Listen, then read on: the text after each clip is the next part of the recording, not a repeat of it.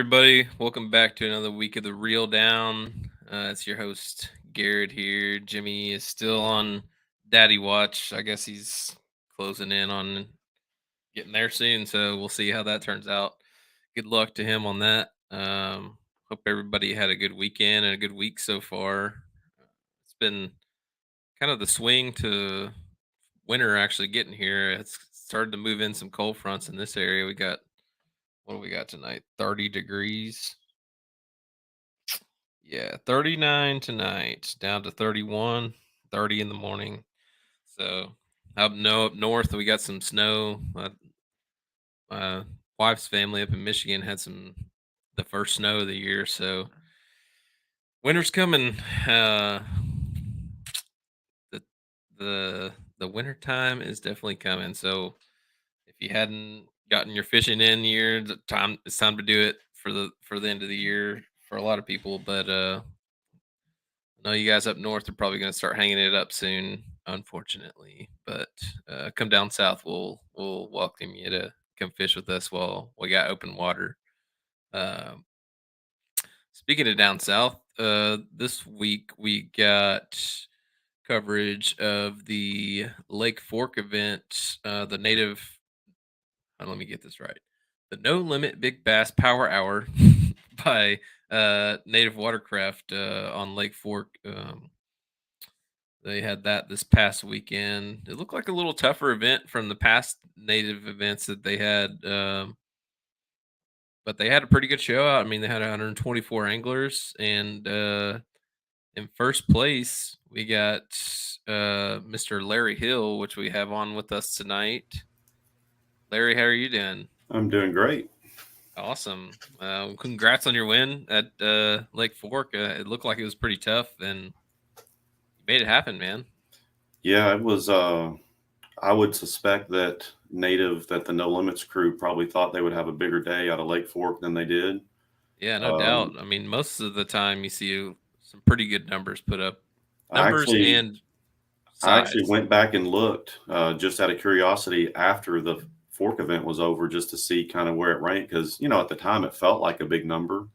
Yeah, It was a yeah. big number for me, I mean and then that. there were Yeah, a lot of people I that would take that. struggled. Yeah, there were a lot of people that struggled, but then you start looking at the numbers, and it was the lowest. I want to say the second lowest was it was in the Carolinas, I think. I don't know the lakes that they have, but it was like Earlier 210 or this year, two this one 211. Yeah. historically. Yeah. So Uh, I kind of jotted down some of the inches on those, and Fork was the bottom. I think Carolinas was 211, and I think the most was Saginaw Bay at like 450 or something like yeah, that. that one was ridiculous. Yeah. Um, but that's all big smallmouth that are dumb. Oh yeah. Uh, So I don't know if you've ever fished Lake Fork. Have you ever fished it before? yeah. 4 or 5 times. Yeah. How have you Uh, done on average? You have good days and then bad days, or they've been all been good? Um, kind of good and bad, here and there, but most of the time, well, I haven't fished it in the fall though, so I don't have no any experience. Yeah. Most of my experience is in February through April-ish time frame. So my first tournament That's with kind of cheating. It's like so fly I fishing. grew up 2 hours from Fork, and the first time I ever fished it was December of 2021, and it was to prepare for the BASS Fork event that was in February of 2022. Yeah, So February I, of I last was year. there. I fished that event. Did you really? Uh, How'd and you do? I'm kind of uh, curious. I did not do very well Yeah, for that one. that was cold Um, as balls for that tournament. I mean, it wait. was. No, that wasn't that was the one that was iced over. Is that right? Yeah. Yep. No. Sorry, I fished the one previously, the year Oh, before okay. that. Yeah, that one Uh, was like in the spring too, right? But yeah, it was, I and think it was more spawn, and yeah, people were it was catching fish. March or April or Yeah. something, some Yep. more in that range. Yeah. So that event last year, I got there on a Wednesday. Took my camper. I had a camper that it had doors on the front that fold out into beds, and I took the Yeah, bed off the front one and got my kayak all the way into the camper, and then nice. closed the door. Well, like an idiot, I got out there and I took my kayak out and put it in my truck. Like out in my truck bed. And Thursday morning, I woke up to like 2 inches of ice all over it, and there was no pre-fishing. I don't know if anybody. I think some guys did manage to pre-fish, but it was iced in for Yeah, till that's Friday. like just being Yeah, on the ramps and stuff is yeah, dangerous. and they actually delayed the start Saturday morning by like 2 hours, I think, to because it was 18 degrees Saturday morning when I woke up. That's But wild, man. I ended And up you're posting the fishing for Florida strain that hate yeah. cold.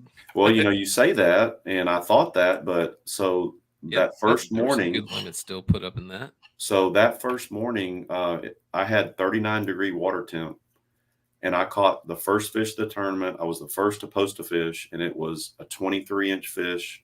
Wow, And I caught her on a Ned rig in about 4 foot of water, and there was that's ice on the guides. I mean, everything. yeah. It was crazy. Um, I Yeah, was that's fishing. kind of wild. There were 2 or 3 guys around. I think Brad Case was pretty close to me, and handful of guys, and we were fishing like a bridge type area that was exposed, and there were a lot of fish around. I ended up catching two 23 and a quarters the next morning um, on a jackhammer in like 3 foot of water, like 5 feet Dude, apart, 10 minutes apart. And it was were you able to put together a limit both days? not both days. I had 110 inches for 5 fish, but it was over 2 days.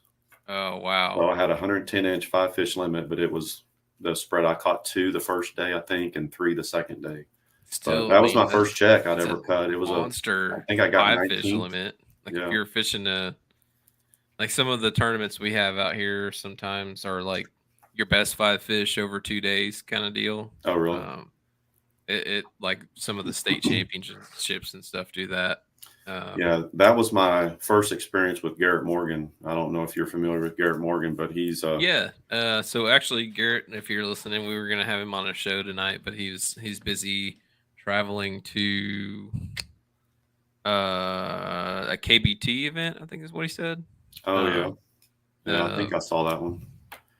Yeah, I can't remember. he kind of whooped everybody. He had a jig bite going on those bases of those trees and stuff. I think he had like 201 inches or something like that. God dang. Yeah, it was a good event for a lot of people. I mean, I had 110 inches total and finished 19th.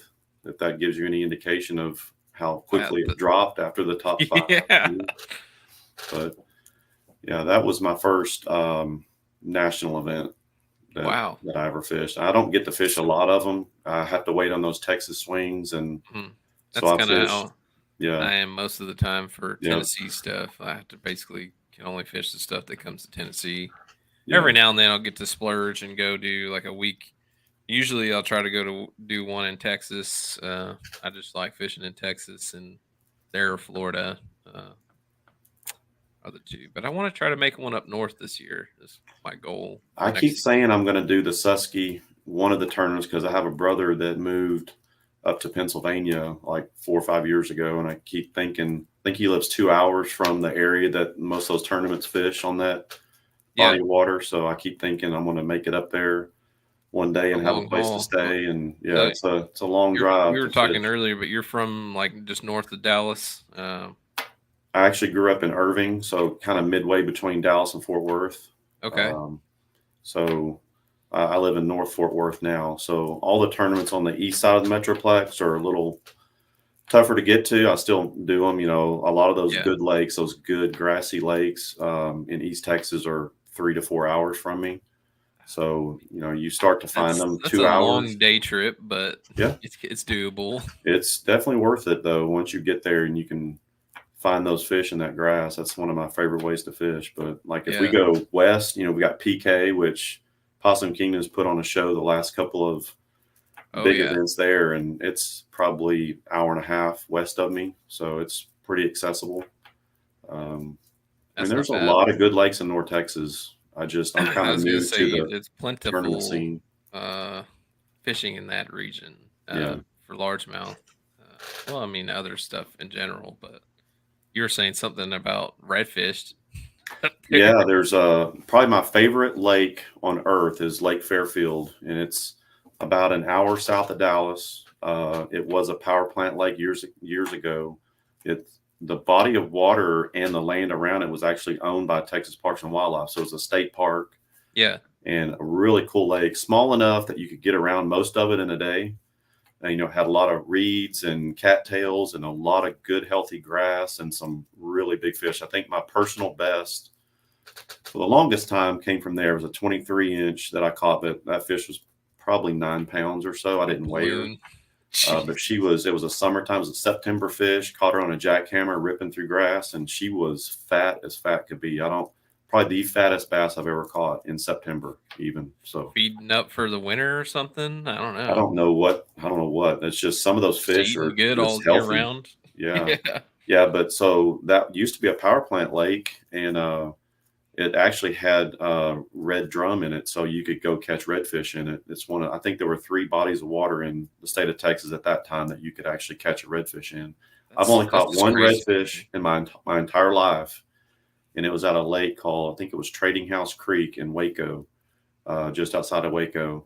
Yeah. And I went there. We were trolling like DD 20s or something like that, and just trolling them around. And we'd catch a really big sand bass every once in a while. And then you hook up with a redfish. I think she was a 31-inch redfish. It was skinny Dang, as that's a skinny pretty could good be. one.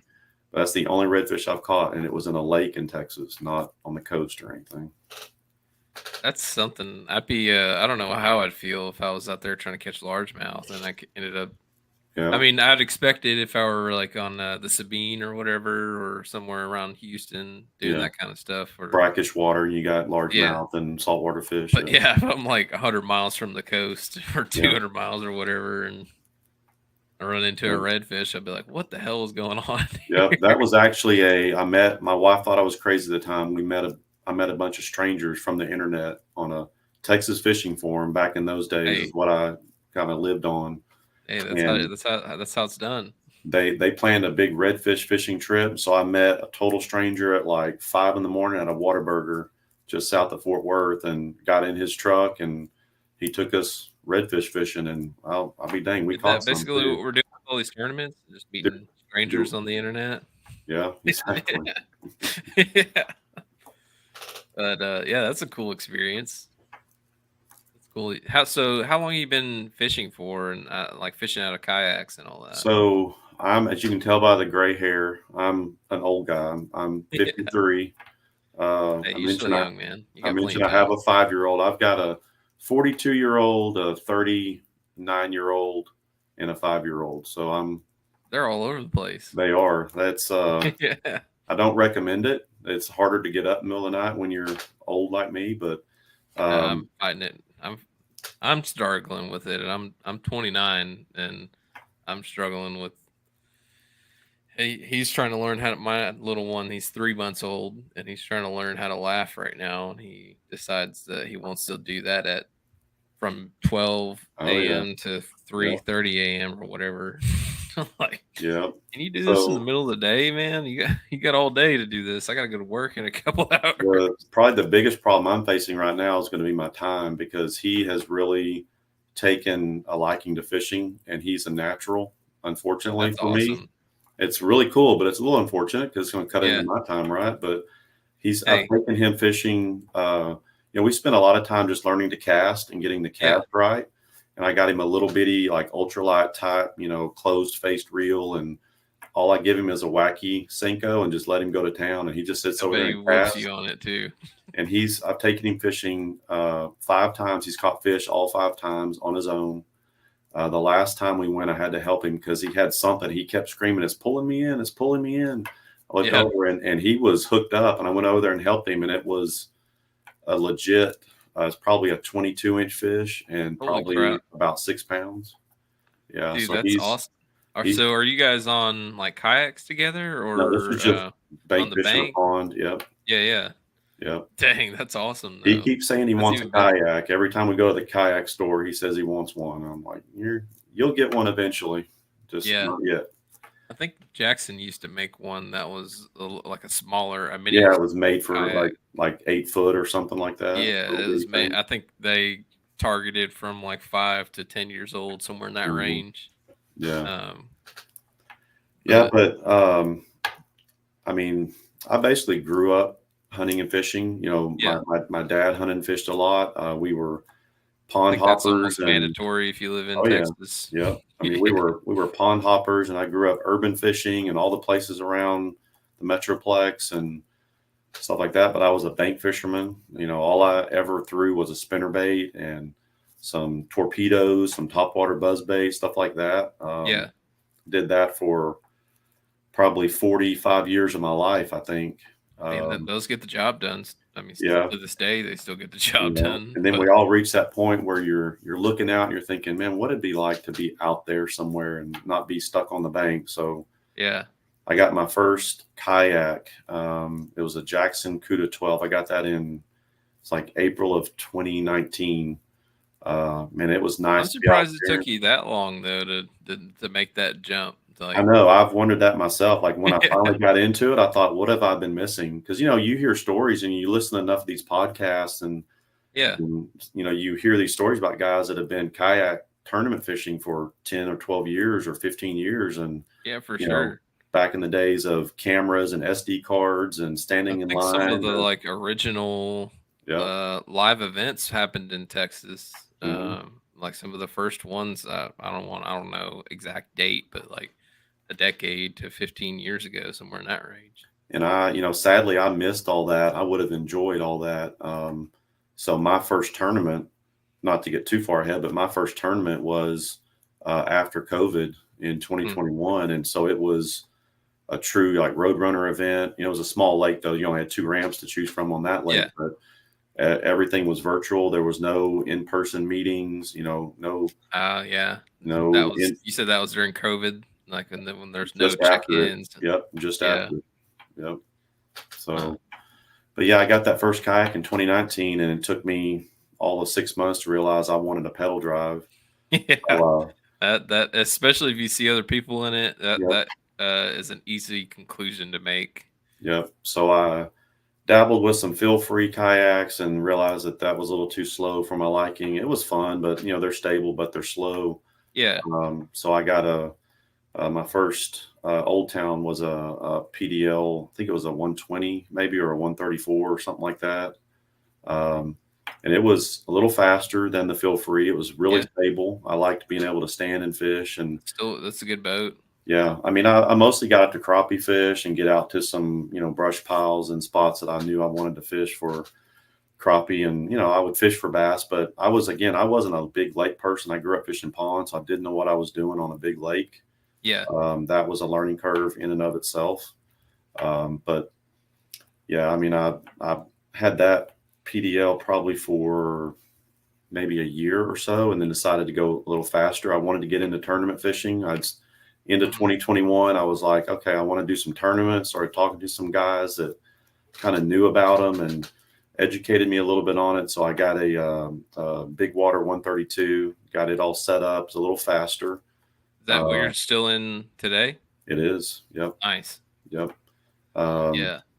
you know, back then it was just the PDL and the paddle, and I'd get around. And my first year of tournament fishing was 2021, and I did not realize the learning curve that I was in for. I Yeah. mean, And you there's just some don't know. Some gosh things you dang gotta, hammers out there. yeah, some Yeah. things you gotta live through yourself. And hindsight, you look back and say, man, what was I thinking? And why did it take me so long to do this or do that? Get a power Yeah. pole and get a trolling motor and all that. So my first year, I think my best finish was maybe I don't even know if I eked out a top 10. I think it was maybe 15th or so. You know, I fished the North Texas Kayak Championship Trail that Yeah. Duke Tran runs. And I Solid think I trail. finished Yeah. 14th or 15th that first year in the standings AOI. So What not, they usually not average, like, terrible. 50 or 60 or something per event, or higher than that? So my first tournament on Fairfield in February of 2021 was, I think it was close to 90. Yeah. Like it kind of tapers off as the season goes on. Guys Yeah, kind of, everybody usually yeah. starts strong in the spring and Yep. then kinda So summer it's not months. uncommon for the North Texas events to have 100 or so, Yeah, yeah, 110, and then it'll taper down to 60, 75, something like that towards the end. So, yeah, yeah. and that's still finishing 14th or so in that against Mhm. quality field. Yeah. A lot of good And anglers in that region in general. yeah. And, you know, I kind of used that first year to kind of network, meet some guys that I felt like I kind of jived with, you know, maybe make Yeah, some friendships and, you know, some guys that you could connect with after tournaments and kind of, you know, go over what worked for them and what didn't work and what worked for you. And, you know, I'm the type of person, I don't mind sharing, you know, what I caught them on the juice, so to speak. I don't, yeah, yeah, for sure. I don't mind that. I don't expect guys to share with me, but you know, it's cool when you find somebody that they're not threatened by it. They understand that you could fish side by side and use the same things, and one guy's going to catch something and the other won't. And Yeah, it's just you could literally hand them your rod, and they exactly, might not be able to figure it out yeah. still. So So that first year, I met a couple of guys.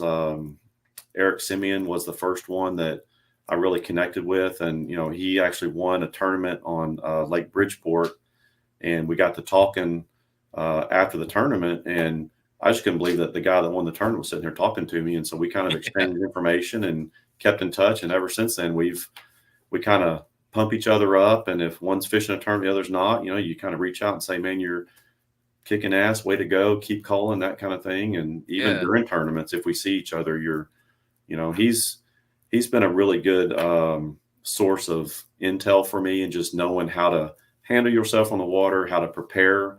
He's the ultimate preparer for a tournament. I've never seen anybody prepare like him. It's like and weeks out doing you map sort of studies learn and that, you know, you need that in your system and kind of, you know how to get ready for a tournament because there's a lot of stuff that goes into getting ready for one. At least for me, I'm kind of probably over the top on research. Like I love, um, you know, Google Earth and looking at lake levels and you know, finding an arrow from the past that's, you know, current like to your yeah. water levels now, and so you kind of know what to look for and, you know, scout it out virtually and find those spots. And Yes, sometimes it pays off, sometimes it doesn't, but you know, I feel like it does most of the time pay off, and if anything, just give you an idea of like if something's not working in your A spot, then you have an idea of like, hey, I saw this thing on that map over there.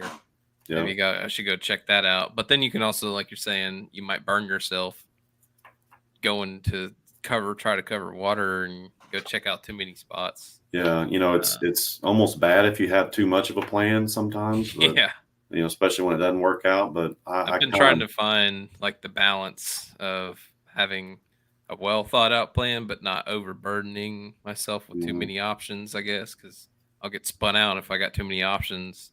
yeah, Uh, and y- you know, for me especially, it's a lot of these lakes. Again, being a bank guy growing up and a pond fisherman, I don't know these mhm, lakes, and a lot of these lakes, you say that name, and there's guys that are like, "Oh, I know exactly where to go. I've got history on that. I know where to go." yeah, And there's so yeah, many lakes. Like we have the 2024 schedule just came out a couple of weeks ago for North Texas, and there's two lakes already on it in the first three lakes. There's two of them I've never fished, and so it's like, here we go.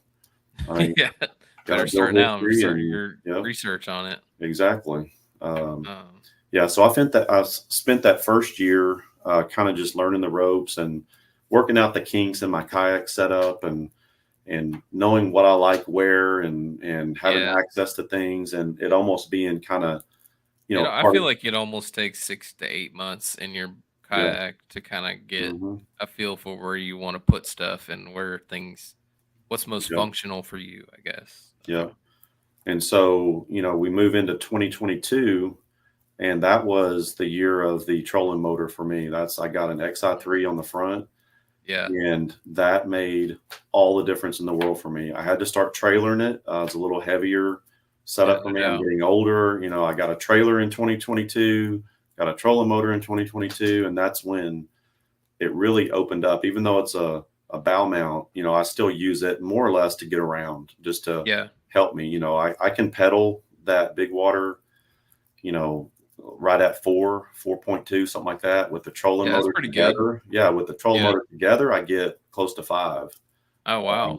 So So it's you just have it down and running, but pedaling at the same going at time, the same kind of time, yeah. boosting it. Okay. And most tournaments these days, Brian Howell will still get out in front of me by quite a bit because he's running. I don't know what Newport he's running on the back these days, but It's Oh, usually most tournament starts is he that we in, have. what kinda boat is he in? He's in a PA. He's in a PA 360. Probably with one of the NK 300s or whatever Yeah. that can is it the one with the big prop on it that's, like, this big Well, around? so I think he usually runs the smaller one. He does Okay, have the bigger one. I just don't know when he runs. I know that he was a part of the testing of the bigger one okay. on Lake Fork, actually, I think, doing like photo shoots and Yeah, testing yeah. and stuff like that. But yeah, That big motor will get up and go, man. It'll get I think I've seen people get, like, 6 to 7 miles an hour in that boat it's with that insane. motor, It's throwing a insane. wake behind them. We do those shotgun starts on most of the tournaments. You can, like on Lake Athens, there's only one ramp. So that's the Yeah. first one that comes to mind. But you'll have 50, 60, 70 guys all in one little cove by the ramp. And when everybody's alarm starts going off and you start pedaling and jockeying for position and Just, getting it out, it's usually uh, uh, it's usually Brian out front. chorus of Yep, dinging noises. yep, yep. So it's usually Brian out front. You just watch his light kind of disappear into in the the dark, the Huh, distance. But um, that was a game changer for me. Just having that ability to fish in the wind and for pinpoint. sure. Use your GPS to keep you in a spot, and it helped me get my first win. So like I said, I went through 21, just kind of learning the ropes. 22 started, and it took me, I think end of May, I got my first win in a kayak tournament that was on Lake Athens, Hmm, and I got big bass as well on that one. That was an NTX KBL, so the Northeast Texas Kayak Bass League, and then a month later on Athens as well, that was the North Texas Kayak Championship, their classic, so their championship, and I won that on Lake wow, Athens. Also what a had big, year. also had big bass on that one. I'm telling you, it is for someone who's new. Like I'm in awe of these guys, like Matt Scotch and Guillermo and They're Brian just Howell, and to fish in some of consistently these tournaments against them and to win and to yeah, come back to the ramp and to stand around at awards in the circle and just talk about what worked and what you catch them on and that was my first big frogfish that I'd ever caught. I wow. caught it like 10 o'clock in the morning when the clouds broke and the sun came out and she was under some pads. And man, that was an insane day. Just that Mm, was by far my biggest win, to win that championship and to get big bass together. I mean, it was I'm not gonna lie, it was like a $4,000 payday, and the wife. yeah, that's a I think that's when the wife really realized, okay, so this you're not just wasting your time and going out and having fun. It's fun, but she sees the stressed out part of it. yeah. Me, not Man, sleeping I need to hit well one of those before, and $4,000 paydays so I can yeah, convince my wife it's yeah. maybe that's why she doesn't like it still. And then later that year, in September, was the Northeast Texas KBL. That was their championship on cattle. That was my first 2-day event ever, and I won that one. So in 2022, I won 3 tournaments, including 2 classics, Nice. in the North Texas area. And again, I don't know if he'll ever hear it, but I love beating Brian Howell. That's kind of my goal every Yeah. tournament.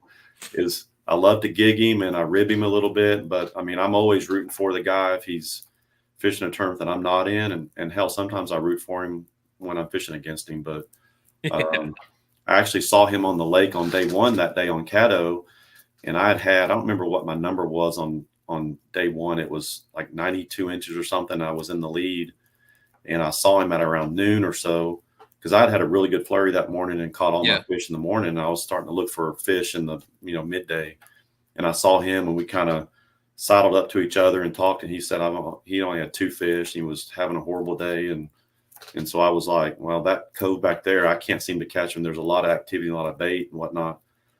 And so we kind of went our separate ways. And like 20 minutes later, he caught a 23.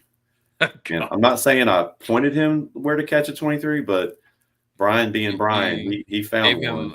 you gave him a scent and he Yeah, followed it. exactly. And so ever since then, I've always told him, like, you got to fist bump me or something before every tournament because you're my good luck charm. Yeah. Um, so that was pretty much it for 22.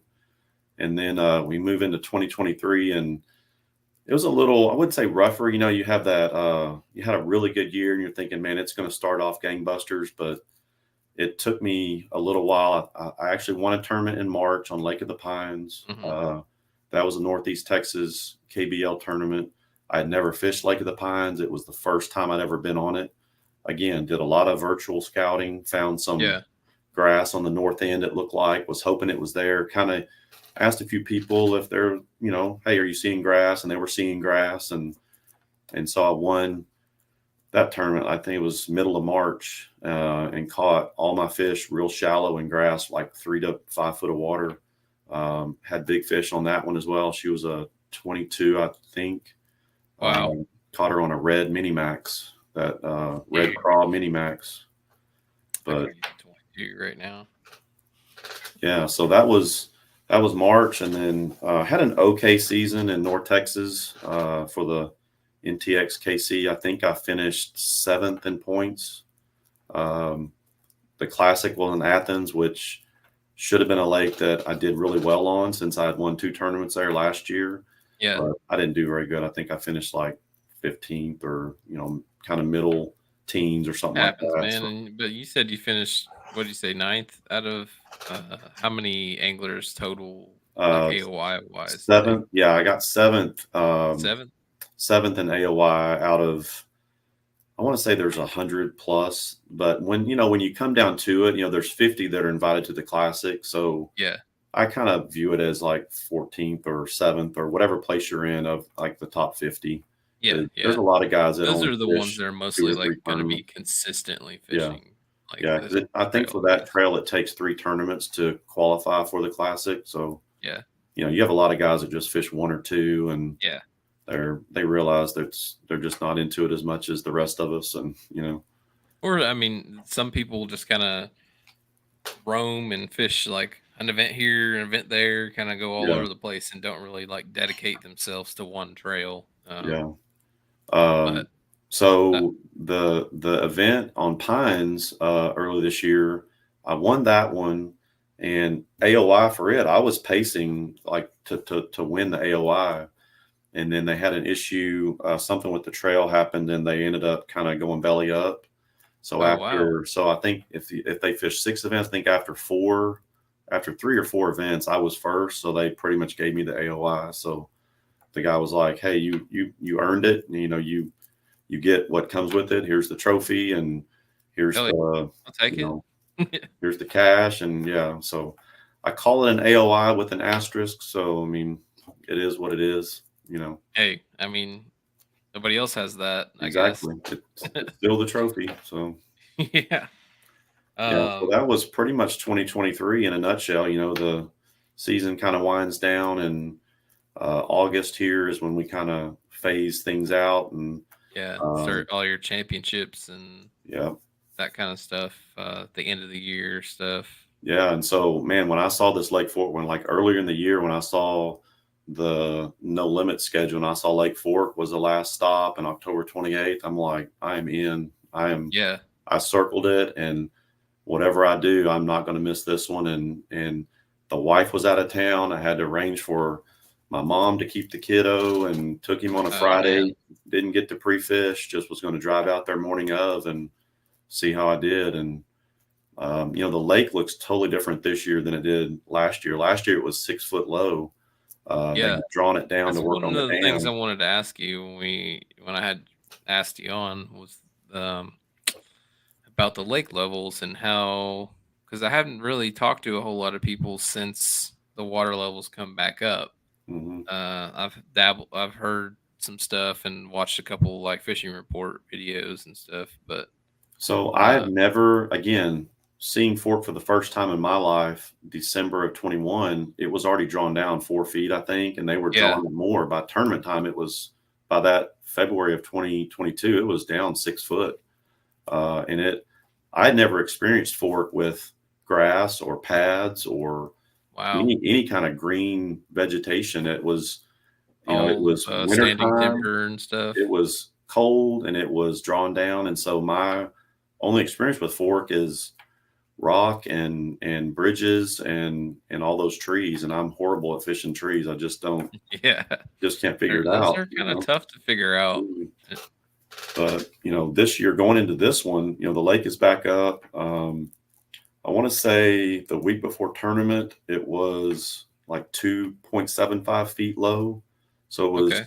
getting better. A lot of Not reports of, fully up. yeah, but Had it been up this summer, like, all the way up or, no, it had never kinda gotten back up to full pool. It was working okay. its way back up. Um, and I want to Did it say, man, I'd have to check, but I want to say the last time I checked, it had come up like an inch or two the week of tournament. mm, Um, I can look real fast and see, because again, this is something that I always look at. I always look at yeah. water levels and look through history. So it's showing 1.95 feet down. It's come up 8 inches in the last 10 days.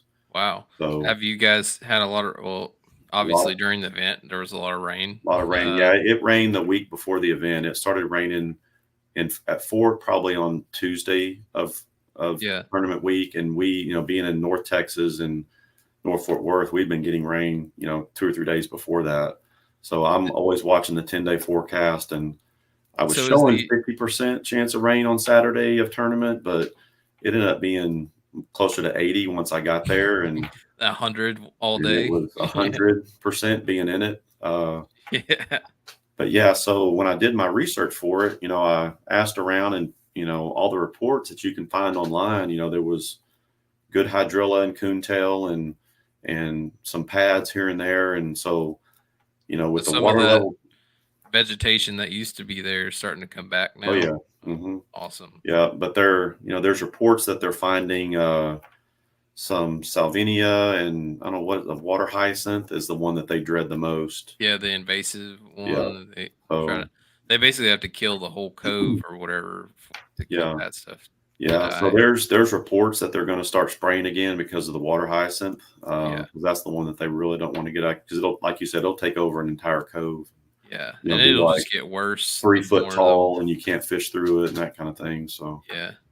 um, again, I did some research, and I had some pins marked on where I wanted to go, and it was actually the same area that I fished for the BASS event in 2022. It was just going to look different. It was going to have green stuff and hopefully grass, and you hear reports, but you got to see it for your own eyes. Yeah. So, Yeah. um, Because you never know how it develops throughout the year until you see it in person. 'Cause mhm. you're And not gonna get you know, real-time satellite image unless you got, like, a drone or something you can fly everybody's over it. opinion of good grass is, it's different than yours, and what's good grass, and is it Yeah. is it matted out, and well, there was actually some that was matted. I actually punched a little bit, but didn't. It was overcast, not the best punching Yeah. weather. You really need those clear blue skies to for the fish to want to get up under that stuff. But Yeah, yeah. um, I mean, it was so that morning I drove. It's usually 2 hours to that ramp that I was going to use. Um, and it took me about 2.5 to get there. Traffic was a beating at 3:34 in the morning. The freeway was shut down twice. I had to Mm. take back roads to get around it, and I think I saw 5 accidents that morning on the way there, Jeez. and two of them were really, really Not a good bad. sign. Yeah. Yeah. Um, but I finally showed up to the ramp thinking, I'm normally hour and a half, 2 hours early sometimes, just because I like to be. And I got there at 5:45, and lines in was going to be 7:15, so you could launch at 6:45. So I got there an hour early, and it's a single ramp, and it's kind of sketchy. It's slippery and kind of steep. And Mm. there was already 6 or 7 guys there. And by the time I launched, it was a full blown, you know, Shotgun traffic start jam. almost. It was a Yeah. traffic jam trying to get down the ramp to launch and all that. So, and again, fork is a little sketchy for me. I have really bad luck with stumps. I don't know Mm. Yeah. why they Uh, don't like me. They don't like my PDL. They don't like my trolling motor. But they don't like anything with a prop yeah, or I have pretty much broken more or props fins. on stumps. I think I'm on my fifth or sixth prop since I've had this kayak. So I Yeah, know it a few was. people that have broken their drives on stumps and stuff on fork, Yeah. specifically fork. So it took me, you have 30 minutes till lines in, and it took me 20 minutes or so to get to my starting spot. It wasn't up in the back where I was going to go to find grass. I was going to start on a like an old road bed and see if I could catch some fish on a square bill or Yeah, something that was bouncing bottom. And so I 7:15 I was probably, I would say, maybe a mile, maybe three-quarters of a mile from where I was going to actually end up. And I decided to fish my way back there, and it took me, I think I caught my first fish at 7:30 on a jackhammer, um, nice. on a kind of a bridge, like a submerged bridge. And then I caught another fish. It wasn't until like 9 o'clock that I caught another one. I had gone under the bridge, kind of fished my way around. Took a long time to get back into the back. And Hmm. once I got back in the back and found that hydrilla, I caught my third fish at like, I want to say it was 10:20. So I burned 3 hours getting back to my Searching spot. around. Yeah, And I want to say that that third fish, as slow as it was for everybody else, I guess that third fish, I was in like, I don't know, like fifth place or eighth place or something like that yeah, at 10:20 in the morning. I literally couldn't believe my eyes when I checked the board for the first time. yeah. Um, No doubt. I mean, it's third place only had 7 fish total. yeah, I mean, there's a lot of quality fish caught, yeah. but not a whole lot of quantity. Everybody in the top 6 or 8 seemed to catch a big fish, and then a lot of guys caught one fish, and it was a big fish. Like they won one of Yeah, the hours with a 24 or a 23 something, and it was the only fish they caught. Like it I was saw that. Well, I think crazy. that was something that I was gonna mention, that 24. Yeah, 24. Let me see if I can get it pulled up here. I believe that I saw something about that being the biggest fish to win a limit, or fish to win one Yeah, of the. so that's Matt Frentress. He lives kind of on the east side of Dallas, I think, and he caught. I don't know if that was his only fish he caught. Uh, he said he caught that on a 7-inch power worm. Can't imagine setting the hook on a fish like that. 7-inch power worm. And that was his only fish, right? Yeah, that's all. That's all he had on there. It's crazy. One fish. Yeah, he And won then his that other hours. guy right below him had a 23 and a quarter, one Yep. fish. Randy Dotson. Yeah, he was another one that I think he was fishing a Wow, look at that jig. one. I know they're insanely fat. Yeah, I Um, think he said he caught that in a base of a tree with a jig. Jesus. Yeah, like you're saying, there's a lot of people here with one fish that have like one giant fish. Hmm. Yeah, So, what do you think, like conditions wise? It's raining, overcast, and all that. I've So, always heard. I want to say it was the People's Champ himself. Told me one day that his best day was in the rain, and he loves fishing in the rain. So mm, shout out to Clifton Allen there for those words of encouragement. Because I was like, man, it took me. I don't think I had my fifth fish until 11:30. Uh, it's almost noon to catch your fifth fish. I know it's the no limit. It's not about your 5 fish, but I had 79 1/4 inches for my first 5. And when I checked the board with 79 inches, I want to say I was fifth or maybe even fourth, something like mm. that. So at And that point, did you think that, like, man, I could pull this thing out? I was thinking, Or if everybody's having that bad of a day, and it, like an idiot, it took me 4 hours to find my spot. And just imagine yeah, what I could have done back in that back, cove with, 2 or 3 more hours to spare. So when I yeah, got back into that cove, there were 4 guys back there. And one of the guys actually finished third in this event. I think his name is Joe Booth. He yeah. finished third. He was back there. We actually kind of got together and talked a little bit and kind of got to know each other and fished around each other and kind of shared spots. And I would miss a big fish and be all Flustered or something. Yeah, deflated that I missed a giant, because I had one fish I set the hook on that it felt really solid and it just came off in the grass. I don't know what happened. And he Mm. said like 20 minutes later, when I left, he went over there and caught a 20 and a half. So, we kind of, Yeah, what could have been, man? You we could have kind hit of another. moved in around each other and fished around each other. Everybody else kind of moseyed on out. I don't know. They were fishing. I think I was the only one fishing the way I was fishing. I think Yeah. everybody was fishing finesse and slow presentations. I was fishing a jackhammer. I fished a jackhammer all day.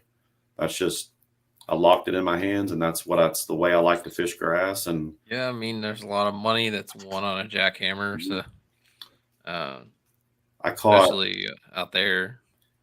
so out of my 11 fish limit, one fish was on a wacky Senko. Um, I took a break from ripping the jackhammer. I want to say it was for about an hour and a half, and I got a little more shallower than what I'd been fishing, and there were a lot of fish chasing bait. There was so much bait back up in there. So I was fishing a Mm, grass flat that was probably maybe 200 yards wide and maybe 100 yards deep, yeah, size wise, and it was in 2 to 4 foot, and then it had a channel that was like 6 to 7 foot, like the original creek bed that ran through yeah, it. yeah. But And did so it I have was grass in the channel, or was there kind of a defined edge No, along? there was grass kind of in it. There was a little bit deeper, right in the center of it. There wasn't any grass, but it was Yeah, grass clumps up to the edge of the channel. yeah. Um, but I kind of got shallow and was fishing. I was fishing a wacky Cinco where I was like waking it, over stuff like over branches Okay. and Yeah. grass and whatnot, and they would come up and hit it.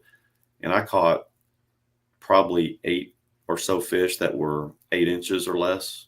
That's Like, what I was gonna say with the yep, 14-inch minimum. It's hard to pick up a wacky rig yep.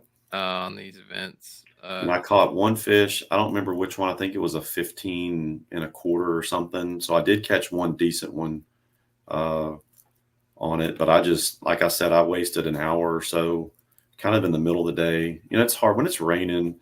So it rained off and on us. You'd get a 20-minute break where there was no rain. So I'd take the hood off and then I'd start seeing sprinkles and it'd rain. So I put the hood back on Yeah. and fish some more, and then it'd stop raining after about an hour, and so I'd take the hood off, then it'd start raining, so put the hood back on. So um, I went back probably at about 12:30 or so. I went back to ripping grass with that jackhammer, and I caught. I want to say it was about 12:30 or so. I caught a fish that put me at 110 inches, and that was the first time I really checked the board after I had caught my fifth fish. And I saw Garrett Morgan at the top, 132 inches. He was, Mhm. you see his name on fork on a board, and you're like, okay, crap. Uh-oh. Here Yeah. I, here I was thinking I was having a good day, and I'm gonna, lap these guys while they're sleeping, and there's Garrett Morgan at the top. So he and I think, went back and forth. Again, I started board watching a little more, which is kind of bad. You shouldn't Yeah. do that in a tournament, but I wish uh, there was a way to get, like, live updates that kinda just, like, ping to your phone that you don't have to, like, check it, you know what yeah. I mean? Other than somebody texting you, I guess. Well, I had plenty of people texting me. I don't know if you share the links to the boards when you fish a tournament, but my wife and my Yeah, mom were texting every now me. and I then. have a couple of buddies that live and die by my tournaments and want to Yeah. know updates, and he'll send me a text. There's one guy at work, he'll send me a text like, you just need one more. Keep hammering, keep going. And I'll tell him Yeah. like, I'll send him back, I suck at this. Need to sell my kayak. I don't know what I'm doing. And Oh, yeah, I had a you lot of know, that this year. so, um, so we went back and forth, and I want to say the last time I really checked the board was at like, I want to say it turned off at like 2:30 or 2:20 or something like that, and I took a screen capture, and I was at 140 something like and some change, and Garrett was still at 132. So I was Oh, up wow. about 8 inches on him. Um, And again, the board shut off, and so I'm like, okay, time to focus. Last 45 minutes of the tournament, you need to buckle down. I mean, it rained the hardest part of the day, that last 30 to 45 minutes. It was the hardest ring we had. You know, it wasn't so hard you couldn't fish, but it was obnoxious. It was Yeah. just enough to keep the hood on, and I wear glasses when I fish, and so I was having a hard time keeping my glasses dry all day, keeping the phone dry. It was hard to take a picture. I mean, it's just everything that comes with fishing in the rain. You know, stuff you wouldn't do for fun, but you're in a tournament, and so you just gotta buckle down and do it. Yeah. So at about 2:45, I decided to go back north on that little grass flat to that area that the small fish had been on, because I'd seen so many fish swirling and chasing bait, and I had missed a couple of fish on a jackhammer. So I got back over in that corner and I bombed a cast up as shallow as I could get it and was just ripping grass. And I just, you know, my it just felt heavy. I couldn't tell if it was grass, so I kind of popped it like you would pop grass, and it kind of popped back. So I set the Yeah. hook, and I mean, I just saw mouth come out of the water. You know, like, okay, Yeah. this is a big fish. That's what you want to see. This is what I've been fishing for all day back here. And it was right at 2:45, and I got her. I mean, she put up a fight. You know, you go around the right side of the kayak, back around the left side, back around the right. You know, she took me under the kayak. My rod's in the Dang. water. I'm trying not to get broken off, and finally get her in the net and get her over the side. And she was That's one thing I remember about fork is like some of the hardest fighting fish I fought was on fork for their size. oh yeah. I mean, those 15s and 16s, and I caught an 18.5 that I was sure was going to be a 20, Yeah. and it wasn't. But I got Wow. that fish in, and she was a 22, and that was in the last hour. So that was my big fish of the day, and she, Get it pulled up here for you. That was a good one. yeah, she was real pretty. You can tell almost all the fish that I caught were really dark fish, and you can tell that they were grass fish. I mean, Yeah, look how dark the back on that thing yeah, is. you know, that's a fish that's been living in that grass pretty much most of the summer and into the fall. Did Uh, that win you that hour? it did. So that Awesome. was I won the 8th hour. So the last hour you could win big fish for the hour. That was the one. Nice. So you won the 8th hour and the tournament on the same fish. Yep. Hell And yeah. so yeah, it turned out I didn't know I needed that fish. I thought, you know, I had it in hand, but man, I was, you know, and the first thing I did was I held the fish up and was yelling at the guys across the way from me, and they were cheering. And um, Yeah, that's pretty what cool was to what see was that. Garrett's big fish of the day? I don't remember. It's a 21. That's what I was just looking at. He's got that thumb way up in there on that Way up thing. in there, paralyzing them. I guess. I don't know. I haven't found a good way to keep these fish from moving. No, there isn't. You just gotta let them wear themselves out. Sometimes it seems like. So I had to compose myself after that fish. Yeah. I knew it was big. You know, you don't know who's sandbagging. You don't know who's waiting until the board shuts off to post, or wait until the line's out to post. You don't know who has good service or doesn't. You know, you're just kind of you're left to your own imagination. So I just knew that I had to keep fishing. I ended up catching a 16 at 3:05. So that was my last fish of the day, Nice. with like 10 minutes to spare. So I caught 38 inches in the last half hour, which it turns out I won by, I think he had 149 and I had 178.75. So, Nice. So 30 something. Two yeah, fish essentially is I think what it should so kind of 29 look. inches, 29.75, something like that. Yeah. So I definitely needed one more fish, it turned out, because I had 140 before. And, you know, we're sitting at the Yeah, he would have awards, had you. and, you know, when they start to go through, you know, fifth place, fourth place, third place, and, you know, you hear 120, 121. And I knew it was just me and Garrett left at the top. And I was actually sitting right next to Duke. I'd kind of found a spot right beside him. And when he said, you know, second place with 149, I obviously knew it wasn't, you know, me. And that was Garrett. And Garrett walked by and shook my hand and said, "Way to go. You know, you really killed him." And I turned to Duke and I said, I think I won. And he looked at me like, you know, okay, yeah, whatever. And I'm like, I'm serious. I think I won.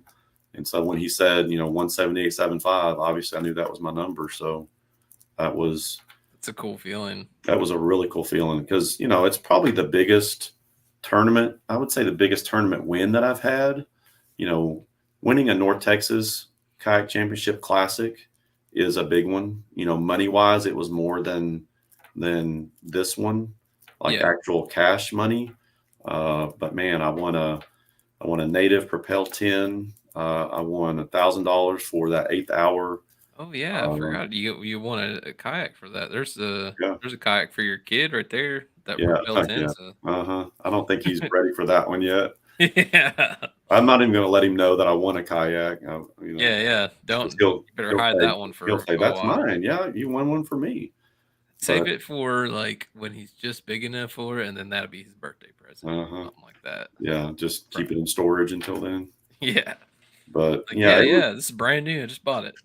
it was a really good win. Obviously any win's a good win, but some tournaments are 10 guys, 30 guys, 50, 70, whatever. But 124, I think it was. I don't remember the exact Yeah. number Well, that 124, you nailed it. yep. And some of those guys, I want to say, let's see, obviously Garrett Morgan's from Arkansas, but there was a guy from, I think there were two Shoot, guys Josh from Stewart was Colorado. there. Who? Josh Stewart, he fishes, in Tennessee, he's from Okay. Tennessee. Yeah. I think he got like a top, well, did he get like fifth or sixth, maybe? Yeah, 5th. Yeah. Yeah, there's a guy from Colorado, Louisiana, Mississippi. I mean, like you're saying, all over the place, Yeah. mostly in that southeast region. But Yep. yeah, uh, there's still a lot of hammers in that. I'm going to say Sure. that it's my first national win. It may not be considered a national tournament, but I mean, the No Limits Trail fishes all over the country. So, Yeah, it's and I a, mean, there's a few people I'm seeing in here that have won some big tournaments that are what I would consider national anglers, I yeah. guess, that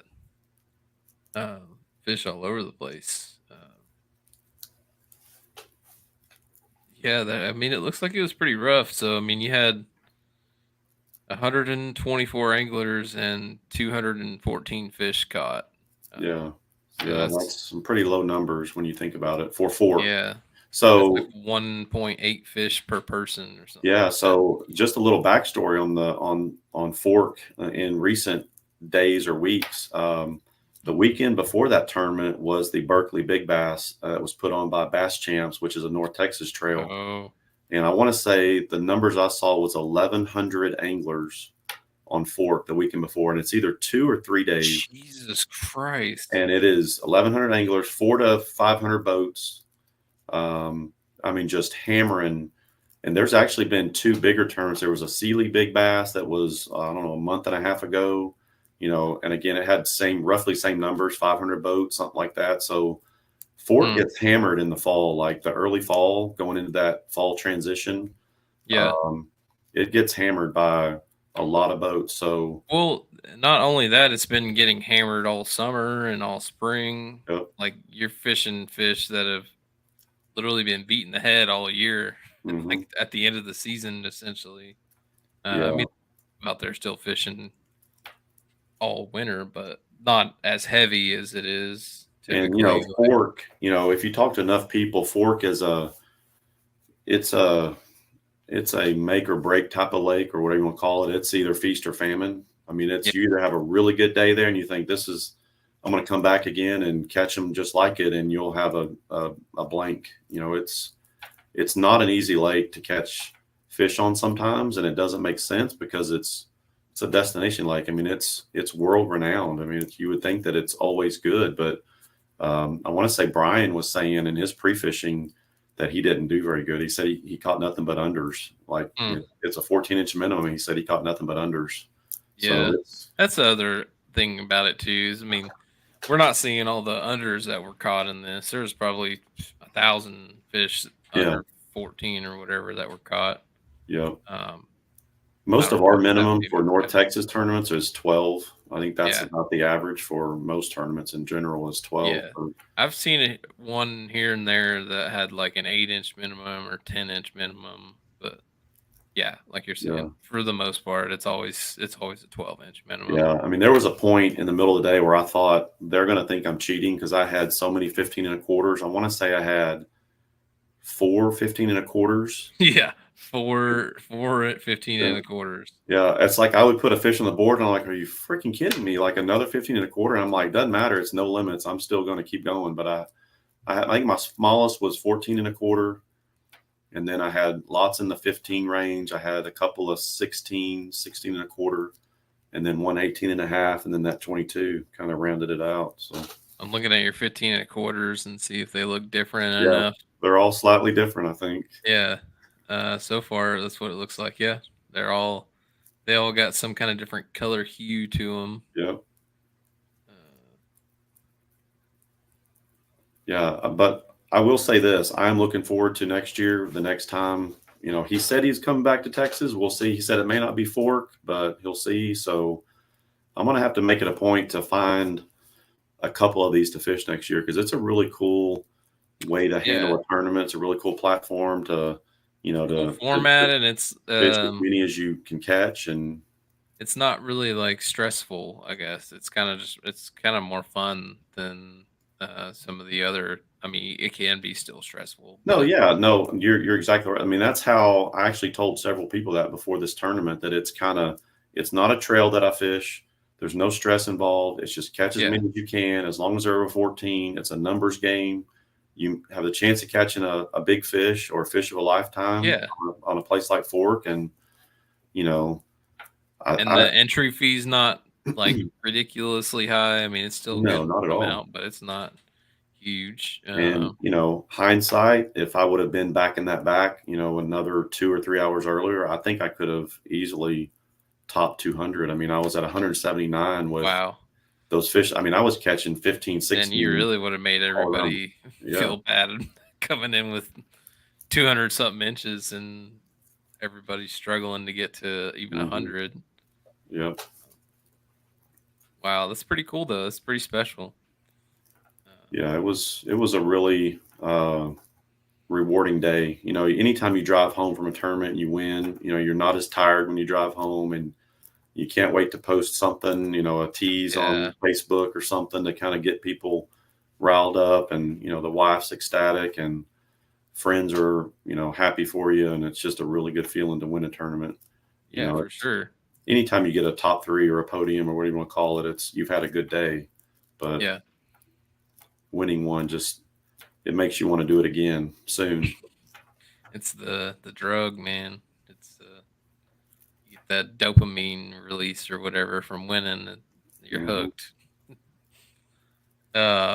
So what all do you got next for you? Like for the rest of the year, is it you just gonna kind of hang it up for the year? Or you got Well, I fun have fish and I usually bow hunt this time of year. yeah. I haven't even taken my bow out of the case, and it's I already hadn't either, first of man. the 1st of November. So Yeah. there's actually one more tournament of the year that I'm kind of looking at. I think it's December 3rd, if I'm not Okay. mistaken. It's the Louisiana State Championship. It's kind of Okay. an open event. So Brian Howell actually won that last year, so he's the defending Louisiana State champion. So it's actually on Toledo Bend this year. I don't remember what lake it was on last year. It was deeper into the actual state of Louisiana, but this is a border lake, so you can launch on the Texas side or the Louisiana side. So Yeah. I've got a little bit of experience with Toledo Bend. It's got some grass in it again on the south end, so Yeah. Yeah. I'm going to launch on the Texas side and see what I can do. Pretty big lake though, isn't it? Like It's an huge. enormous lake. I don't know how many Yeah. miles it is from north to south. It's probably more I than feel 100 like that's miles one or of those so. places you just kind of gotta pick a spot and roll with it, and Yep. just kind of pick that spot apart. Yep. And I fished there. I fished two tournaments there. I want to say last year, or maybe one even this year. One last year, one this year, and or maybe both were this year. I don't remember. But I found plenty of grass and caught plenty of fish in practice. I had bad days on the actual tournament day, but there's it should be pretty primed for some Was it fall grass fishing. there or Rayburn earlier this year that was pumping out like 50-pound bags or something like that in February? Probably Rayburn. Rayburn. Yeah, Okay. Rayburn is it's it's probably your best chance of catching a true giant in the state of Texas. Fork is hit or miss. Yeah. OHIV is known for big fish if you know how to forward facing sonar the Yeah, fish, yeah.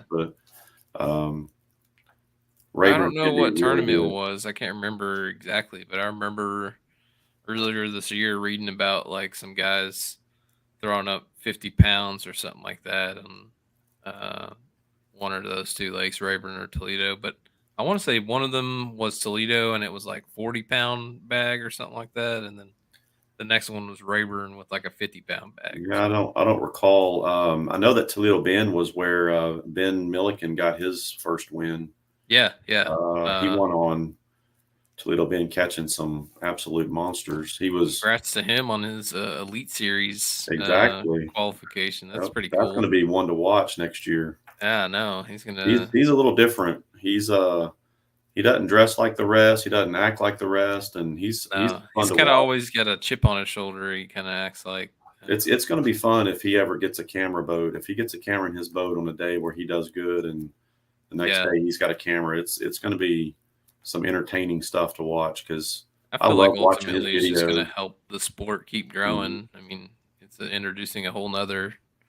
I mean, you got a lot of those anglers that have their own YouTube channels and have good followings and stuff on that, but I feel like this is kind of a slightly different audience that he kind of has with his channel, and now you're bringing those to the watch the elites and stuff. So He gets a lot of haters, and I just don't understand that. It's like if you don't like his yeah, style of fishing, just don't watch it or don't worry about it. Do your own thing. yeah, I mean, yeah. I see that too, but I mean, I don't fall into that. I guess I try not to be negative yeah, towards anybody, but uh, I've watched his stuff for shoot.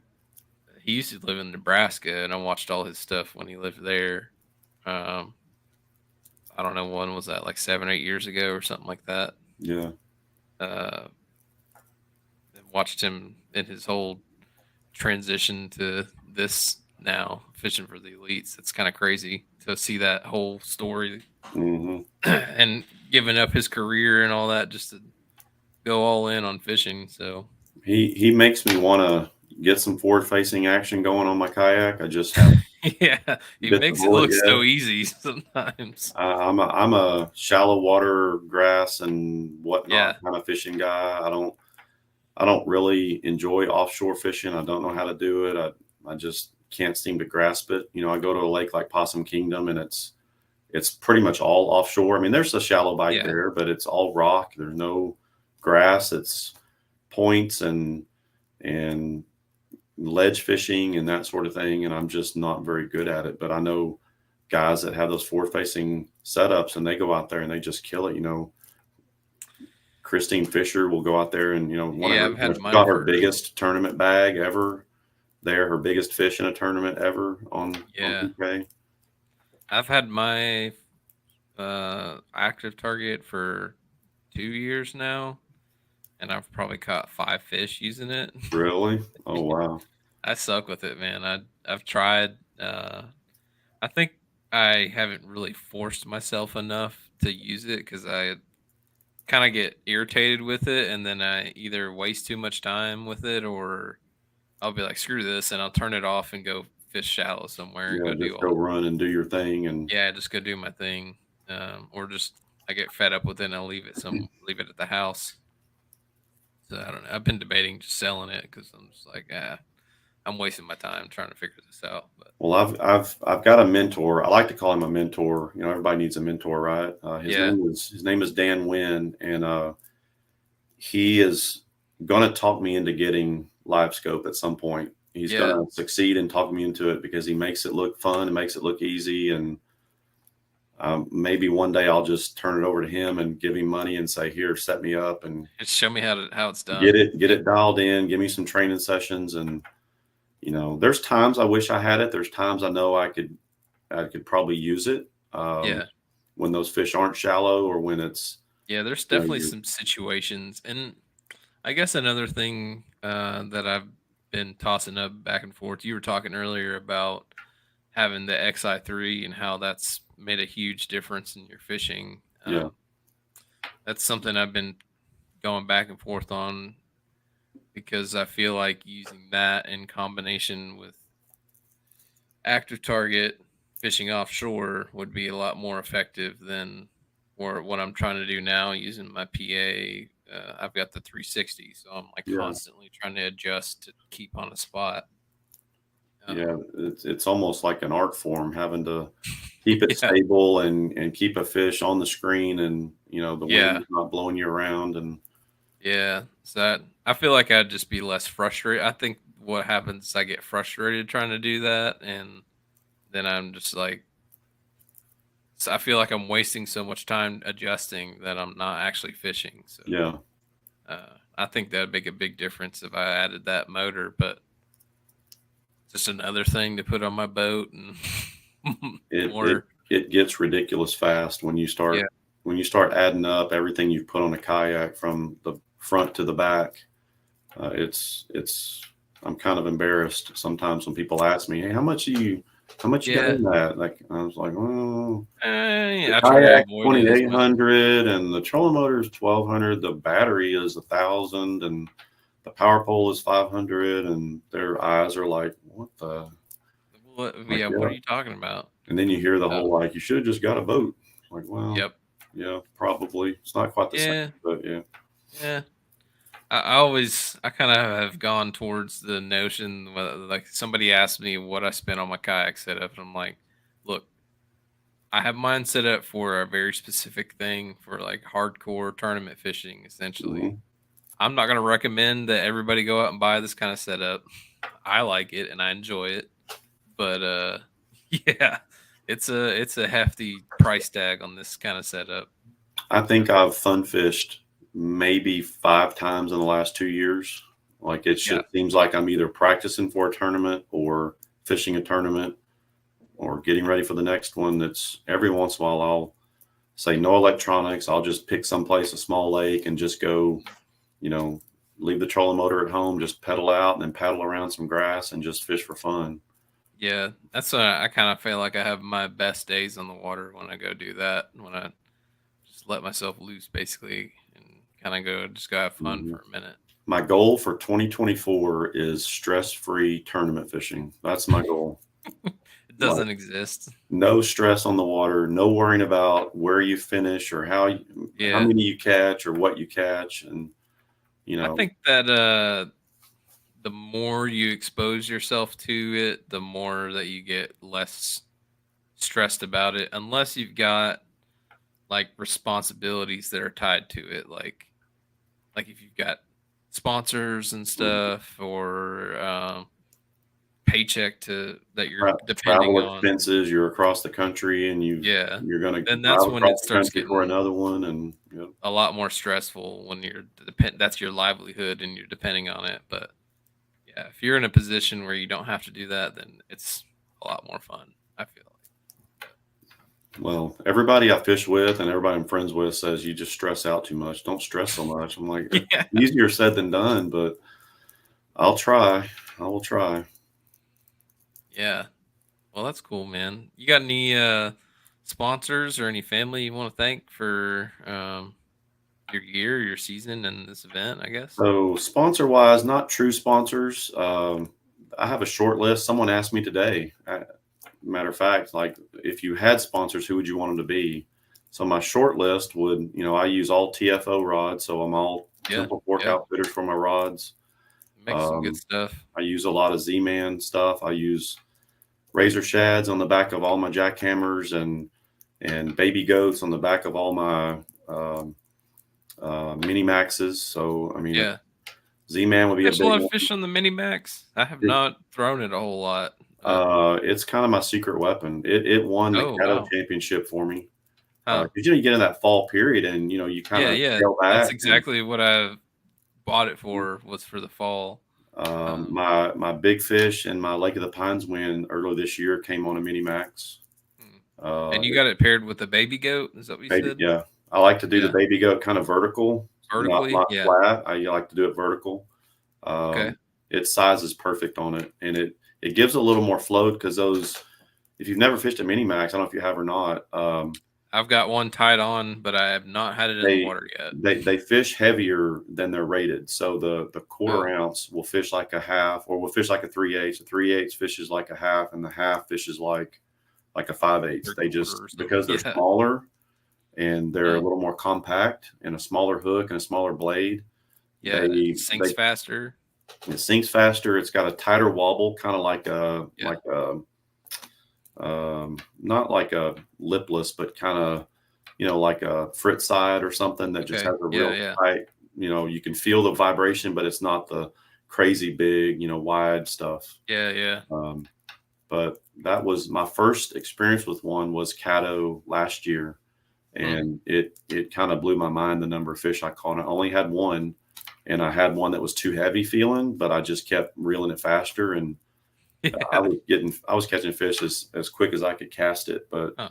Do um, you it, feel like you can like burn it faster than you could a jackhammer? Because I feel like with a jackhammer, you kind of blow it out if you go too jackhammers fast. are hard to burn for sure. Yeah. You've got to go to like a half ounce and use a trailer that doesn't catch any water. So like a Yeah. razor shad or something a little more streamlined. But you know, I don't like to fish my chatterbaits really fast. Like on the Yeah. fork event this past weekend, I was fishing my 3/8 inch, or sorry, 3/8 ounce with a razor shad on it, and I was fishing really slow, Hmm. like as slow as I could go. And I want to say that Garrett Morgan said that he was ripping it. He was like as fast as he could reel that thing. He was Wild. Two almost out of the totally water different fast. approaches. And mine was the total opposite. The slower I Yeah. went, the more bites I got, Oh. and you just creeping it through that grass, you get hung up, you just reel it through a little bit, maybe give it a little pop and just keep going, and the fish would hit it.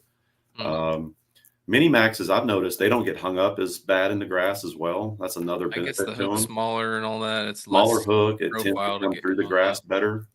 Yeah. Um, so I like to tinker with some of my stuff. So I have a set of mini maxes that I've actually drilled a little hole in and put my own weed guard in there, added some fibers in there and made a little weed guard. So Very nice. I've done Oh, so on, we have some East Texas lakes that are super thick grass, and they're almost too much to fish, to rip stuff out of.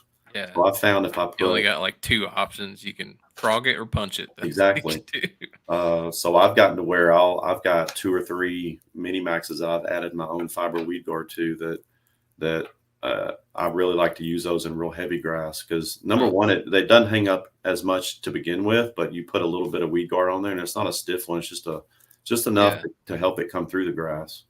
Huh. Um, but I have I'll to try that. always every tournament I fish, even if it's a rocky lake or whatever, I've got a mini max and a jackhammer. I've got two dedicated rods for them that will always have those on there. So Wow. it's kind of my go-to. Huh. Yeah, I might have to get that thing out, especially now. They're definitely doing the fall thing now, so I need to get that out. Maybe too So late now. something else that's not to delay it too much longer, but something else that's a little odd for me is I cannot seem to catch fish on a shad color any kind of chatterbait, whether it be a mini Really? max or a jackhammer. Shad colors, I think I've caught maybe 5 or 6 fish total on those colors. All of mine Not are even dark. like a white one? Mm-mm. Just a straight I, up white I don't one? know Oh, why I can't seem to catch fish on them, but they I just catch don't them. work I for me. catch a white one out here quite a bit. Um, but maybe that's just like a species or regional I don't know. thing. It seems Something. like everybody else does fine on them Yeah. in this part of Texas, but black and blue is what works for me. Yeah. It's what I Black and blue. use 90% of the time. I've got some craw colors and some I brink like colors. the one that's like a green pumpkin and black blue mixture. I don't remember what that color's bruised called. bruised green pumpkin. Yeah. Yeah, I like that one pretty good. So that was my juice for fork. Oh yeah. Bruised green pumpkin jackhammer with a green pumpkin razor shad on the back. Wow. Well, I didn't mean to make you spill that. Oh, it's no secret anymore. There's plenty of guys that know black and blue. Yeah, That's pretty much a standard. Something about grass lakes when you're fishing really dark water and for and sure. and lots of grass and those fish have been up in it. something about that black and blue, those darker colors, they just really, for me anyway, they really respond to it. They really, I don't know if they think it's a brim or another small bass or some other. I don't think they think it's a shad. I don't know what they think, I but don't know. it gets them. It kind of blends into the grass a little bit. I don't know what. There's a lot of times I think that's what makes the difference. They don't know what it is. Yeah, They can't get a good view of it. They don't see it real well, but yeah. they feel it. They feel that vibration. They feel it rip out of the grass. They sense that. And I think it triggers them more than they're feeding. It just triggers more of that Hmm. Reactions, right? reaction to get something that just went Yeah. by them or just disturbed the grass. So Because I have caught some grass fish on a white jackhammer before, but like you're saying, I think most of my luck and bigger fish at least come on like a black and blue or darker green pumpkin uh, yeah. jackhammer. So I carry. I don't know how many rods you carry. You're in a PA. Do you keep them vertical or horizontal? Both. So I carry like 12. I've got an old Flambeau. What was that case called? The gray one with the green latches. Oh, yeah. Tough crate. I don't know Called what it that was thing. Yeah, called. yeah. So I've got one of those, and I know people are all about the black pack and the yak Hmm. attack and all that. And I've looked at them, but I've got one of the Flambeau cases that I actually bought another used one and added a third compartment on top. And Okay. so I've got the bigger bottom part and then the medium sized compartment and then a top medium compartment. So I've got like a three level or two level on top of the main. And so I've got it rigged up where I've got 9 rod holders on it with the way it fits Dang. in the back of my kayak. So I carry Yeah. 9. And my first 3 are jackhammer, mini max, swim jig, and they're all dark colors. There'll be black and blue or bluegill or something Yeah, like yeah. that. So So, hmm. That's a pretty solid lineup. And that's your like kind of go to any time of the year or just like, most of the time. uh, So for fork, it was pretty average for me if I'm fishing a grass lake. I had those 3. I had a worm tied on like a Texas rig. I had a punching setup. I had a frog. I had yeah. a buzz bait. I'm trying to think. There's 1 or 2 I'm missing. I think I had a spinner bait and I had a square bill. So that was my setup for fork. That And I sounds great. tried all but one of those throughout that day and caught fish, all my fish on a jackhammer and then that one fish on a wacky. Hmm. That was the other 2. I had a shaky head, so I carried 2 spinning rods. I had a shaky head and I had a wacky Senko. So, Yeah. and I think I fished all of them at one point or another throughout that morning That's till I figured I out. tend to do that too. I cycle through them, and I Yep, think I waste a lot of time. I feel like doing that's that, how I but wasted 3 hours getting to the back. And then once I got to the back, I'm like, okay, so all I needed was the jackhammer. I just needed 1 rod today, yeah, I basically. needed one rod, and I should have went straight back here. Hmm. Yeah, but I mean, you never know. You never know what the situation's Plan gonna for be. the worst and hope for Yeah, the best, I guess. yeah. So, Um, yeah, as far as sponsors, like you said, I don't really have any, but I would love to give a huge shout out to Mariner Sales, Duke, Tran, and the yeah, team over there. It's a blessing at times to have them so close. I think I work like 30 minutes from them. I live like maybe 40 minutes from them. They're in the heart of Dallas. They're pretty local to anybody in the Metroplex or North Texas. They do a phenomenal job. They work on kayaks. They'll set your kayak up from front to back if you need it. yeah. He's always good on parts I and think fixing me up on things. I saw something where they're like one of the biggest Toby dealers or something Yeah, in the country or something like yeah. that. Maybe I'm thinking of a different place. No, you hear a lot about dugout bait and tackle and places like that. Yeah, And there's a couple around the country that you hear about, but if you're in the Southwest or South region or whatever, Mariner Sales, and they've got a website and they ship parts I and want to say I bought a couple parts that the only place I could find them was through yeah, them. hmm Um, they are super, and they support. Mariner Sales does so much for the local trails, especially the North Texas Trail and the Texas Throwdown, the big annual tournament that happens every yeah, year with where all of Texas comes together to fish it, and they're a huge part of the kayak fishing scene, the kayak tournament scene. So yeah, that's really cool. big shout out to them. But other than that, my wife, She is my biggest supporter. Thought I was crazy when I got into this, but Yeah, sees the fruits of my labors no doubt. and It helps when you bring home that paycheck. she loves to fish. I mean, I've got pictures of her when she was 6 months pregnant with our little boy, just waist deep out in the pond fishing and catching bass on the top water. And Yeah, you know, she would that's really fish more cool. if she had the time and if we had the time for her to. But I can't say enough about the support that I get from her and friends and family. So Yeah, everybody, that's really cool. it's It's good it, to have that in your life. yeah, it's cool to have people. You know, I was didn't want to talk about it much in the beginning, you know, but I have post tournament recaps when I come into work on Monday, and the guys come in and sit down with coffee and say, "Tell me about the tournament." And Yeah, yeah, that's cool. yeah, Yeah, little Monday morning meeting. That's your meeting. You go over your tournaments. yeah. And of course, I don't know if anybody ever thanks you, but you know, shows like this. I mean, I spent my first full year, 2021, listening to everything I could listen to. The most of the shows on the Paddle and Fin Network, the Reel Down. It's cool, man. Um, It's cool to hear. It's I love recaps. I love reading how people caught them, even if it's a tournament I didn't fish. But usually the Yeah, tournaments that I some did, random tournament out yep, northeast somewhere you probably never yep. get to or something like that. And it cost me a lot of money the first year because I'm buying stuff that I have no business buying. I've got too much tackle and Oh yeah, too much stuff that I'll never ever use, and I should probably sell. But um, that's what I'm getting ready to do for my winter project. I guess is go through this mound of organized. tackle I got in my Mhm. garage. It's just like I've got packages of stuff I haven't even touched in like 3 or 4 years. I just did that. I think 2 months ago. Bought the pegboard and got it all set up and in the garage and try to organize some things. And then you really realize the stuff you don't use. But then you're like, oh, Yeah, there that is. I knew I had that. I couldn't find it. yeah. There it is.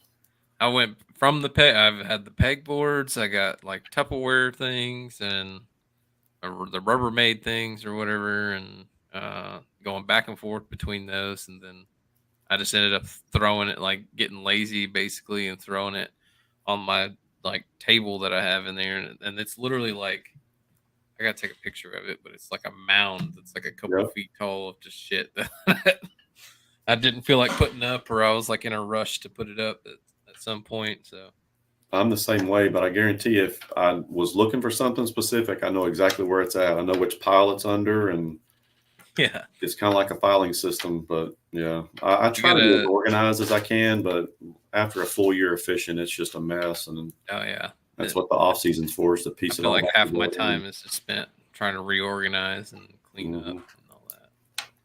Yep. Well, Larry, man, it was good having you on. I appreciate you coming on and taking the time to talk about your event and to hear more Absolutely. about you and um, how you got your start in tournament fishing and all that. You had a pretty successful career for only being doing it for a couple of years. Yeah, it's like I said, it's a lot of research and study and listening to podcasts and watching the live shows. And um, I appreciate you having me on. You'll be happy to know it's the first podcast or show that I've been on. So Yeah, well, I think you did great. hopefully not the last. Yeah, hopefully we get to have you back on in some of your future events that you do. And Absolutely. I think I've been tossing around the idea of maybe doing like trying to cover some more local, like grassroots stuff every now and then, because I Mhm. feel like on our show mostly we've been focusing heavily on just national events, which definitely deserve their airtime. But I Yeah. kind of want to give some grassroots stuff some love every now and then. So Yep. I may start looking more into. My biggest problem is it's hard for me to find the time to follow all the grassroots clubs in the country. So There's a lot uh, these days. yeah, I mean, Texas uh, alone, I know Texas is a big state and the fishing is good in Texas, but you could fish almost every weekend of the year in a kayak tournament in the state of yeah, Texas. There's probably Texas, eight or 10 trails within 5 hours, 6 hours of me. So, yeah, yep, and they go year round just about. So almost. Yeah, they start in uh, February. I think there's actually one in January next year is when they start here wow, in kind of South Texas. So, yeah, we got our Tennessee trail that starts back our Tennessee Bass Nation Trail that starts back in December. Yeah. It's their first event Wow. for the 2024 season, and then they got one December, January, February, all the way up through. I think they're moving their championship to October, so it's like 10 or 11 months of fishing for them. Wow. It's gonna be a long year for that one. I don't think I plan on fishing all of those, but I think you just got to fish. You got to finish top 15% or something like that, and one to make the championships. That's my goal. Nice. Uh, and maybe try to chase the AOI. We'll see. Yeah. I think they're doing top. What did we say? It was like one of our shows we just had. 5 events for AOI. I think that's what they're doing. 4 or 5 out of the 10 or 11. So you don't got to fish all of them. No, that's doable. Yeah, but you got to do really well in those 4 or 5. So we'll see. Well, good luck to you, man, in the rest of your season. Now you said one more event, and then good luck to you next year. That's hopefully you get to continue on a hot streak going I, into next year. I appreciate it. I'm looking forward to 2024 already. You know, Yeah, I, all the schedules are coming out, and all I think Hobie's probably going to release their schedule soon after the TOC or TLC, yeah. during. So we'll see what they got in store, and KBF looks like they've already got their stuff put together, and all the other Yeah, trails. BASS already released theirs, so Yeah. yeah. So it's about that time start getting geared up for next season. Start planning, start setting up some weekend travel Yeah, plans and that kind of stuff. putting your vacation in and all that. I don't have a recap of all the other tournaments that happened this past weekend, so apologize if anybody was looking forward to listening to that part. uh, but any of our listeners out there that got some grassroots events that are interesting events, and send them to me or let me know. I'd be open to try to cover some grassroots stuff. But other than that, that's all I got for you guys tonight. Again, appreciate Larry coming on. It's been a good show, I feel like. Appreciate it. Yeah. Well, everybody be safe out there and take care. Shoot me some messages. We'll be back next week. We'll see it.